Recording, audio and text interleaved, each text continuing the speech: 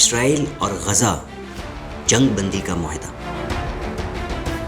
اب سب ہیرو بنیں گے, سب آ کے کریڈٹ لے لیں گے, سب کہیں گے ہم نے یہ تیر مار دیا اور ہم نے جنگ روک دی, لیکن 15 ماہ کے بعد یہ جنگ رکی ہے. یہ کوئی سکسیس نہیں ہے, یہ ڈوب مرنے کا موقع ہے.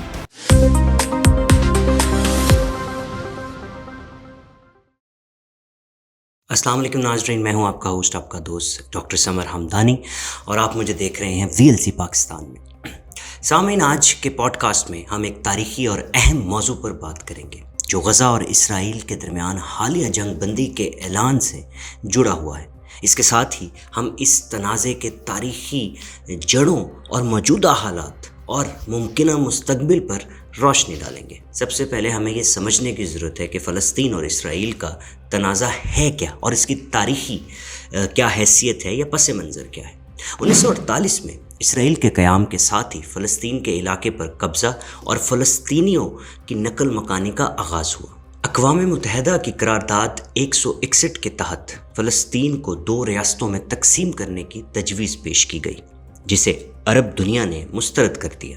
اس کے بعد 1948 کی جنگ کے دوران 7 لاکھ فلسطینیوں کو زبردستی بے دخل کر دیا گیا, جسے عربی میں النکبہ کہا جاتا ہے. مشہور کتاب دا ایتھنک کلینزنگ آف پیلسٹائن کے مصنف ایلان پاپے کے مطابق یہ نکبہ صرف ایک سانحہ ہی نہیں بلکہ ایک سوچی سمجھی حکمت عملی تھی, جس کا مقصد فلسطین علاقوں کو خالی کرانا تھا. 1997 کی 6 روزہ جنگ نے اس تنازع کو مزید پیچیدہ بنا دیا. اس جنگ میں اسرائیل نے مغربی کنارہ, غزہ, مشرقی یروشلم اور گولان کی پہاڑیاں قبضے میں لے لی. یہ جنگ نہ صرف جغرافیائی بلکہ سیاسی حقائق کو بھی بدلنے کا سبب بنی. ناظرین, اس کے بعد بات کریں گے حالیہ تنازع اور جنگ بندی. 2023 کے اکتوبر میں حماس کے اسرائیل پر حملے نے ایک بڑے تنازع کو جنم دیا, جس کے نتیجے میں ہزاروں فلسطینی اور اسرائیلی جان سے ہاتھ دھو بیٹھے. غزہ پر اسرائیلی بمباری کے بعد انسانی بحران مزید سنگین ہو گیا. قطر, مصر اور امریکہ کی سفارتی کوششوں کے بعد 16 جنوری 2025 کو جنگ بندی کا اعلان ہوا. اقوام متحدہ کے سیکرٹری جنرل انتونیو گوتریس نے کہا, یہ جنگ بندی انسانی بحران کو کم کرنے اور امن کی بحالی کی طرف ایک اہم قدم ہے. BBC اردو کے مطابق اس معاہدے میں یرغمالیوں کی رہائی, غزہ میں انسانی امداد کی بحالی اور اسرائیلی فوج کا تدریجی انخلاء شامل ہے. ناظرین, اس گفتگو کی کڑی میں اگر ہم تیسرے باب کی بات کریں تو وہ ہے بین الاقوامی رد عمل یا پھر مداخلت. امریکہ, یورپی یونین اور عرب لیگ نے اس تنازع کے حل کے لیے مختلف تجاویز پیش کی. سعودی عرب نے دونوں فریقین سے جنگ بندی پر عمل درآمد کا مطالبہ کیا اور کہا, امن کا قیام صرف مذاکرات اور سمجھوتے سے ممکن ہے, طاقت سے نہیں. ناظرین, اگر آپ اس کے اوپر مزید ڈیٹیل پڑھنا چاہتے ہیں کہ کس طرح دوسرے ممالک اس کانفلکٹ میں جو ہے وہ رول پلے کر رہے ہیں, تو میں آپ کو ایک کتاب ریکمینڈ کرتا جاؤں جو کہ نوام چومسکی کی کتاب ہے, جس کا نام ہے فیٹفل ٹرائنگل. اس میں امریکہ, اسرائیل اور فلسطین کے جو تعلقات ہیں اور اس میں جو پیچیدگیاں ہیں ان کو بیان کیا گیا ہے. یہ کتاب ضرور پڑھیے گا اگر آپ کو وقت ملے. ناظرین, اگر ہم بات کریں اسی کانفلکٹ میں مذہبی اور سماجی پہلو کی, تو یہ تنازع صرف زمینی یا سیاسی نہیں ہے بلکہ مذہبی بنیادوں پر بھی گہرا ہے. یروشلم کی حیثیت, مسجد الاقصی اور دیگر مقدس. ناظرین, یہاں ایک میں مشہور کتاب یروشلم 1 City 3 Faiths جس کے رائٹر ہیں کورن آرمسٹرانگ, وہ یہ لکھتے ہیں کہ یروشلم 3 مذاہب کے ماننے والوں کے لیے ایک روحانی مرکز ہے اور اس کی تقسیم یا مکمل قبضہ کسی بھی فریق کے لیے قابل قبول نہیں. ناظرین, اس کے بعد اگر آپ بات کریں کہ ممکنہ حل یا پھر مستقبل میں اس کانفلکٹ کو لے کے کیا امکانات ہیں, تو میں یہ آپ کو بتاؤں کہ جو حل ہے وہ صرف ایک ہے, وہ ہے 2 ریاستی حل, جس کو بین الاقوامی برادری نے تنازع کا بہترین راستہ قرار دیا ہے. تاہم اسرائیل کی آباد کاری کی پالیسی اور فلسطینی قیادت کی تقسیم اسی راستے کی بڑی رکاوٹیں ہیں. میں ایک کتاب کا ایک اور حوالہ دوں گا آپ کو جو جم کارٹر نے لکھی ہے, اور کتاب کا نام ہے پیلسٹائن پیس ناٹ ایپریتھیڈ. میں انہوں نے لکھا ہے کہ جب تک اسرائیل فلسطینی علاقوں پر قبضہ جاری رکھے گا، امن ممکن نہیں ہے۔ اقوام متحدہ کے مطابق مستقل امن کے لیے ضروری ہے کہ دونوں فریقین اعتماد کی فضا قائم کریں اور مذاکرات کے ذریعے مسائل کا حل کریں۔ ناظرین، یہاں یہ مینشن کرنا بڑا ضروری ہے کہ یہ معاہدہ 15 ماہ کی شدید جنگ کے بعد عمل میں آیا ہے، جس میں ہزاروں افراد جان سے گئے ہیں اور خطے میں انسانی بحران نے جنم لیا ہے۔ ناظرین، اسی ٹاپک پہ مزید اگر بات کی جائے تو اگر میں تھوڑی سی جنگ بندی کا جو پس منظر ہے اس کو مزید تھوڑی تفصیلات میں اگر میں جاؤں تو آپ کو میں یہ بتاتا چلوں کہ اس معاہدے کی جو تشکیل ہے اس میں قطر، مصر اور امریکہ نے بڑا اہم کردار ادا کیا ہے، جیسے کہ میں نے پہلے بھی مینشن کیا ہے۔ ناظرین، یہاں میں جنگ بندی کا تھوڑا سا پس منظر بتاتا جاؤں اور معاہدے کی تھوڑی سی تفصیلات دیتا جاؤں تو میں آپ کو یہ بتاؤں کہ اس معاہدے کے تحت 42 دن کی جو ہے وہ جنگ بندی ہوگی، جس دوران حماس 33 یرغمالیوں کو رہا کرے گا، جن میں خواتین، بچے اور بزرگ شامل ہیں۔ اس کے بدلے میں اسرائیل 1000 سے زائد فلسطینی قیدیوں کو آزاد کرے گا اور روزانہ 600 امدادی ٹرک غزہ میں داخل ہونے کی اجازت دی جائے گی۔ اسرائیلی افواج شمالی غزہ سے دستبردار ہوں گے، جس سے بے گھر فلسطینیوں کی واپسی ذرا ممکن ہو سکتی ہے۔ اس کے بعد اگر میں تھوڑے سے اس میں سیاسی رہنماؤں کے جو بیانات ہیں ان کے اوپر روشنی ڈالنا چاہوں، جو کہ بڑا ضروری ہے۔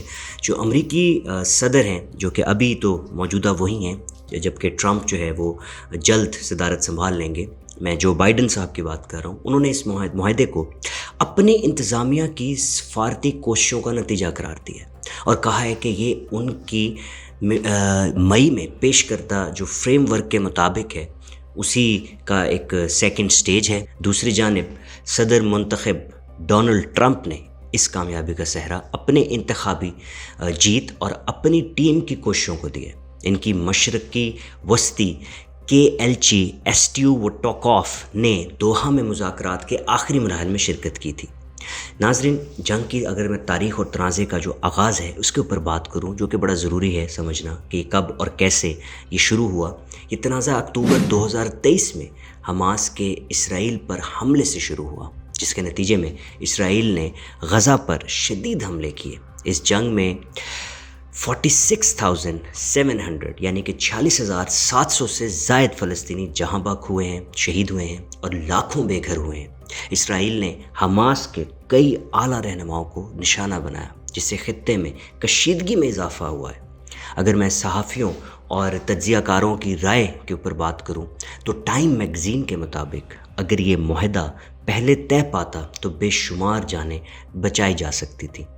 مضمون میں اسرائیلی وزیر اعظم جو کہ بینجامن نیتن یاہو، ان پر تنقید کی گئی ہے اور انہوں نے یہ بھی ان کے بارے میں یہ بھی کہا گیا ہے کہ سیاسی مفادات کی خاطر انہوں نے جنگ کو طول دیا ہے۔ اگر میں یہاں کچھ کتابوں کے ریفرنس کی بات کروں تو ایک مشہور مصنف ایوی شلائم نے اپنی کتاب دی آئرن وال میں لکھا ہے، اسرائیل اور اس کے عرب ہمسایوں کے درمیان امن صرف باہمی اعتماد اور مذاکرات کے ذریعے ممکن ہے، نہ کہ طاقت کے استعمال سے۔ اور ناظرین، ادھر عالمی رد عمل کی بات کرنا بہت ضروری ہے۔ تو عالمی رد عمل کیا ہے؟ اگر میں یورپین یونین کے صدر ارسلا وان ڈیر لینن نے اس معاہدے کا خیر مقدم کرتے ہوئے کہا ہے کہ یہ معاہدہ خطے میں امن کی امید کو جنم دیتا ہے اور انسانی امداد کی راہیں کھولتا ہے۔ ناظرین، یہ سب لوگ جب اتنا بڑا یہ کانفلکٹ تھا، اب جب اس میں جنگ بندی ہو رہی ہے تو ہر شخص اپنا کریڈٹ اور اپنا حصہ ڈالنے آ رہا ہے، لیکن جب ان کو اقدامات کرنے چاہیے تھے تب یہ سب لوگ ہی سن تھے، بلکہ چپ چاپ دیکھ رہے تھے کہ ظلم کس طرف جا رہا ہے۔ لیکن اگر میں کچھ جو ممکنات ہیں جو کہ مستقبل میں اگر ان کی بات کی جائے تو مستقل امن کے لیے دونوں جو فریقین ہیں ان کو مزید مذاکرات اور باہمی اعتماد کی ضرورت ہوگی۔ خطے کی تعمیر نو اور فلسطینی ریاست کے جو قیام ہے اس کے لیے عالمی برادری کا کردار بہت اہم ہونا چاہیے، کیونکہ جب تک دباؤ نہیں آئے گا، پریشر نہیں آئے گا تمام مسلم ممالک کا اور تمام اثر رکھنے والے ممالک کا، تب تک کوئی حل نہیں نظر آئے گا۔ خیر ناظرین، آج کا جو ہمارا پوڈ کاسٹ تھا وہ بڑا ضروری تھا کہ غزہ اور اسرائیل کے جو درمیان جنگ بندی کا معاہدہ ہوا ہے اس کا جائزہ لیا جائے، اور اس کے پس منظر اور سیاسی بیانات اور جنگ کی تاریخ اور مستقبل کے امکانات پر بھی ہم نے گفتگو کی ہے۔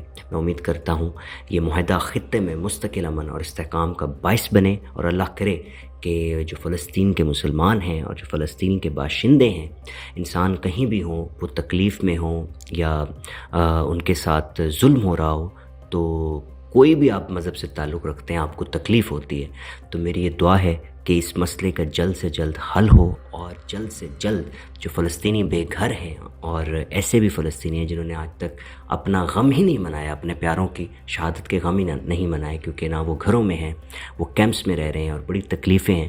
کیونکہ میں قطر میں ہوتا ہوں، یہاں پہ ہم آئے دن سنتے ہیں کہ کس طرح ریلیف کیمپس لگائے جا رہے ہیں، کس طرح امداد یہاں سے جاتی ہے، اور جو لوگ یہاں سے جاتے ہیں وہاں پہ اسپیشلی ملٹری کے لوگ جو جا کے وہاں ریلیف دے کے آتے ہیں یا امدادیں دے کے آتے ہیں، وہ جب وہاں کا حال بتاتے ہیں تو بہت تکلیف ہوتی ہے کہ ایک انسان کے ساتھ ایسا کیسے کر سکتا ہے۔ اور ناظرین، میں یہی کہوں گا اور یہی دعا کروں گا کہ دنیا میں کہیں بھی ہو، امن ہو، وہ کسی بھی مذہب کا ہو، وہ کسی بھی ملک کا ہو، وہ کسی بھی قوم کا ہو، انسانیت جیتنی چاہیے، باقی سب کچھ بعد میں۔ خیر، مجھے اجازت دیں، آپ کا ہوسٹ، آپ کا دوست ڈاکٹر سمر ہمدانی، اور آپ دیکھ رہے ہیں VLC پاکستان۔